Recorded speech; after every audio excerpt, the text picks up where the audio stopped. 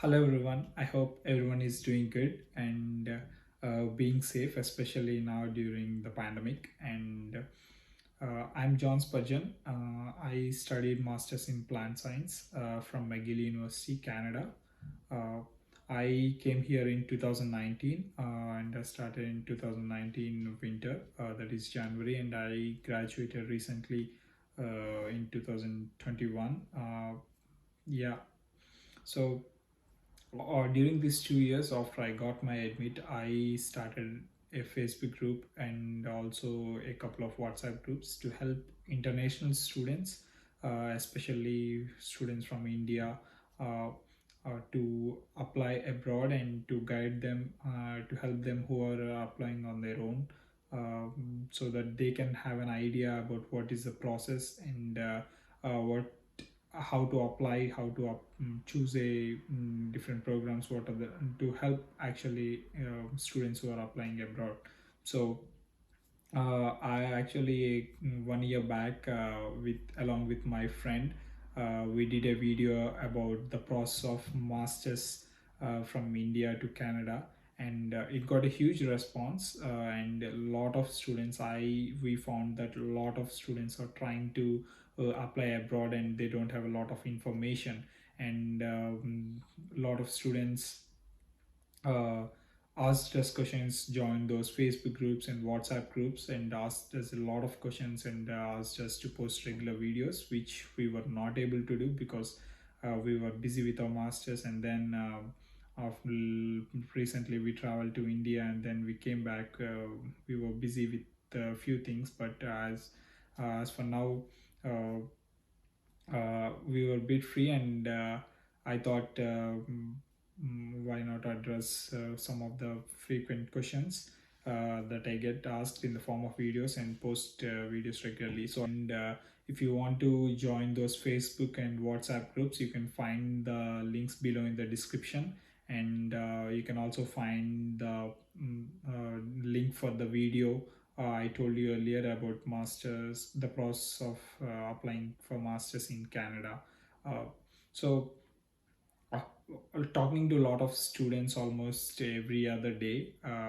Recently, at least recently, I get one of the frequent questions I get is which country to choose when we are going for masters. So we have a lot of options.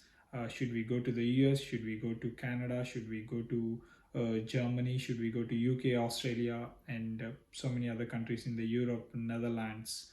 So which country I should choose and why? So you seem to look at YouTube and you find and also talk to different people in different countries, and you have a lot of information, and you might be confused.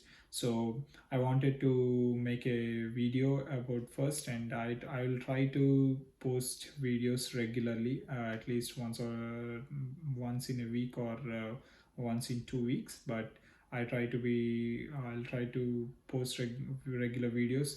I have a series of videos planned, and I'll try to post as many as I could, answering each major topic into a video. So I think that will help a lot of students. I hope, at least I hope it does. So okay, coming into the topic, which country should I choose for agriculture? So which country, what are the differences between, what are the advantages of going to each different country, which country I can choose for going masters or PhD or whatever. So I'm going to talk about majorly three different countries: US, Canada, and Germany, and also a little bit about UK and Australia. So how to select a country depends on so many things. Majorly, it has so many other factors involved. Um, so why you should go to each country depends majorly, firstly, on your long term goal. So what is your long term goal? Why? So you want to, for example, if you want to go to Canada or US, or if you want to go to abroad for that matter, why you want to go to abroad? You want to just study and come back, or you want to settle back there, or you want to just study, work for a few years and then come back? Keep this goal in your mind and try to find out which country suits better for you. So first, let's talk about the US, and then we can talk about each country and what are the advantages and disadvantages of going to a country. So first of all, if we talk about me, why I chose Canada is because I wanted to settle back in abroad. That's my plan for now. I don't know what God has planned for me, but that's my own plan. But still, I think mm, uh, that's one of the main reasons I did not choose US, but I chose Canada as my destination for studying my masters. So because I wanted to just settle back, and it's easy immigrating into Canada rather than anywhere in the world. Yeah, so like that, want you people to decide what is your long term goal, not just studying, but what you want to do after that, what you if you want to continue there or if you want to come back. So based on those things you can decide. So what is first determine first get to know yourself what is your long term goal. So talking about the US first, what are the advantages of going to US?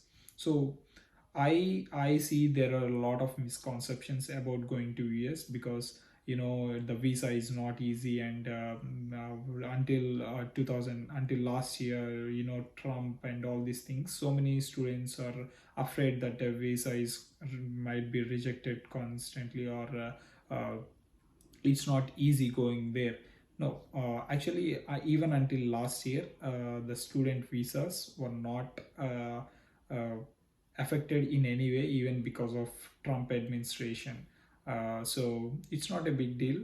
It was same. It was sometimes all those visas and all those things depends on the student's profile, but it was not a problem. So majorly, the first thing that is very good with the US is the number of universities present in the country. So there are more universities present in the US. There are at least 40 to 50 good universities, and more than 20 to 30 other average or moderate universities present in the US. So you have at least 70 to 80 universities. You have a lot of options to apply for, and that's one thing. And the second thing is the amount of research, the quality of research, uh, especially with agriculture. When you're going for masters or a PhD, uh, the research is really important. You're coming for a research course, so I think that's one of the important things. And the quality of research that's happening in the US is very good. It also One other good thing is it has high amount of funding, in especially in the US. All the universities, all the good universities, whether they are public or private, they are good in research, and there are huge amounts of money, huge amounts of funding flowing into research in the US than anywhere else in the world. So you'll have a lot of you'll have a good chance of getting some good funding. You'll have a good chance of getting assistantship, graduate student assistantships. So that's one advantage. And also, because of number of the universities there, you'll have a fair chance of getting into, when you apply like 4 to 5 universities, you will have a fair chance of getting into at least 2 to 3 universities, so you can decide which university you can go to. So that is one of the another advantage. And and also the type of programs are so wide, and you can there are also non-thesis programs, apart from the thesis programs, unlike in Canada. So you can also choose to go to a non-thesis program, and that's one advantage. And the only drawback with the US is uh, one, it is a little bit expensive compared than the rest of the world. The university of lit or universities of little bit expensive, but if you're getting funding, I think that would be very good, and that won't be a problem. And the second thing is, if you want to settle back, it's a little bit difficult in the US, because you after you study, you'll be going into OPT. It's like a 3-year visa. Based on your the type of program, you'll get a 3-year work visa, and then in those 3 years you should probably get a H1B. So it's a work visa. So it's a lottery system, and you apply and you should get picked. And if you don't, it might be a problem settling back. So even if you get for your H1B, to get a green card or a permanent residency, which is called permanent residency in Canada, like a green card. So it takes a lot of time. It takes like 10 to 15 years. So if you're planning to settle back uh, in the US, it might be a little tough. I mean, in the abroad, not a US is not the first destination I would suggest if you are planning to settle back. But nevertheless, you can study your masters and then go for PhD to Canada and then some other places, and then you're good to go. But I still think US is the best place to study, because of if you are focused mainly on your studies, not just not other things. But if you just want, if you just care about your studies, I mean, care in the sense, if you are focused about only studies, if you plan only studying and coming back, or if you're planning on studying and work only for a while and coming back, still US is the best place, because it has top universities, all of the top universities, at least 10 to 15 top universities in the top 20 universities in the world are located in US. So we have a good amount of universities with good research and all these things in the US. And coming to Canada, Canada is also mostly similar to the US, except there are a few number of universities, only 8 to 9 universities which offer agriculture, and they are very competitive. All these universities are either top in the worldwide ranking, or I mean your whole university wide ranking, or either they are top in agriculture department ranking. So they are very competitive universities because of the less number and because of the high ranking. And also there are only thesis based courses in the universities, at least related to agriculture. So there's a difference between thesis based and non thesis based. You can find it on other videos, and I will also explain in another total different video. But uh, Canada offers only thesis based courses. So those are the two drawbacks. But with Canada, uh, it is not so expensive, or like in the US it's a lot less expensive when compared to the US. And also the settling back is very easy, and Canada is a very peaceful country. It's a calm country, and you can settle back here easily, and you can have a very peaceful life. So if you are looking for something like you want to settle back, settle back abroad if after your studies, so Canada is one of the favorable destinations, and it's the first place right now in the world. It's the first place for migrating, I mean, for immigration. So it has favorable immigration policies for students. After your studies, within 1 or 2 years, you can get a permanent residency like a green card, and within 4 to 5 years, you can become a citizen here. So it is very easy to settle back in Canada. So, and also the universities which are here, like I mentioned, they are very good, and there is also fair chances of funding. You can get the amount of research done in these universities is really good, and they are funded, and you also have a fair chances of getting funding. So coming to Germany and Europe and other countries, especially Germany. So Germany is one of the favorable destination for students who are trying. Uh, if your goal is just going abroad, just studying and not settling back, I would suggest Germany. But after US, so the advantage of Germany is it is there are quite a few good universities in Germany, uh, and it is very easy to get into those universities. It is not They are not very competitive, especially with students from India, like our profiles. It is very easy because we don't have a lot of research background, but still it is not hard to get into these Germany universities or European universities. And the second thing is, one of the main advantages is there is very less fee. Almost in some universities there is almost no tuition fee. You should only uh, have your own, you should spend only on your living expenses, but there are zero tuition fee in some of the universities, and some universities charge minimal tuition fee. So I think that is one. But one thing about one thing about Germany is you need to know the language if you want to do a job there. So it might be a little bit difficult if you want to settle back, or if you want to do a job, especially with agriculture.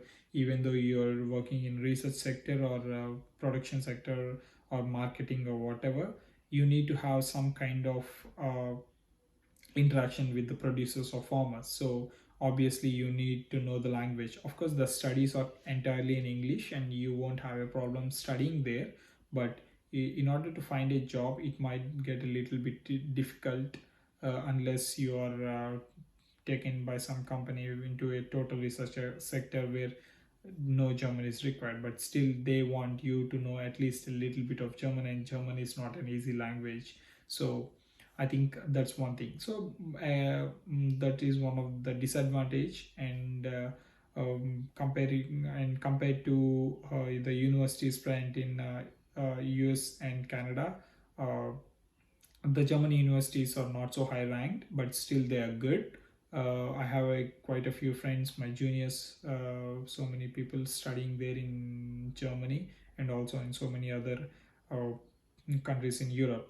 It's the same with other countries in Europe too. So some of them might be expensive, some of them might be not expensive, but still you need to know the language at the end of the day to work there. And coming to the other countries like Australia and UK and all, I don't really suggest them because agriculture is not really as good uh, as in these first three mentioned countries. But still, one thing you have to remember is every country has some good universities, and every university does some good research. So if you are asking about a particular university in Australia or particular university in UK, I can't say how you can't you or I or nobody can say that it is not good, or it is not at all worth to go there. But still, when you have other options, comparing to the other options, you can say whether it is a good university or a bad university. I mean, whether it's a good choice to go to that country or not. With UK, like so many students also go to UK, but UK is really really expensive. Not only in terms of tuition fee, but in terms of living, it is a very expensive country. And Australia, on the other hand, you don't have a lot of high ranked universities in Australia, and also the courses are not only non-thesis courses. But if you're planning to do a PhD, and I don't think a non-thesis course would help so much. So if you are into a thesis course which where you have research, it will help you to pursue your PhD. So based on these things, you can decide which country you can go to. But I say, if you just ask me for agriculture, what is the best thing, what's the best country, I would say first US, without considering any other factors, without considering our own future goals, but still just only talking about agriculture research or agriculture study. I would say first US is the best country, and then Canada, and then Germany, and somewhere in the Europe, and then other countries, other options, what do you have. So I think that's something. And also when you try to decide a country, not only just these, but also focus on the type of universities there and the expenses you can afford, or if it's going to be a lot of burden on you, or take all these factors into consideration, and then try to decide which country is best for you. So I can't tell you which country is best for you, or uh, there is no one country fits everybody. So you can't just tell, okay, US is good for agriculture, so everybody can go to US. No, it's not the same for everybody. So everybody has their own different goals. So it depends on your particular goal where to go, and which country to select based on your needs, and based on what are your future goals.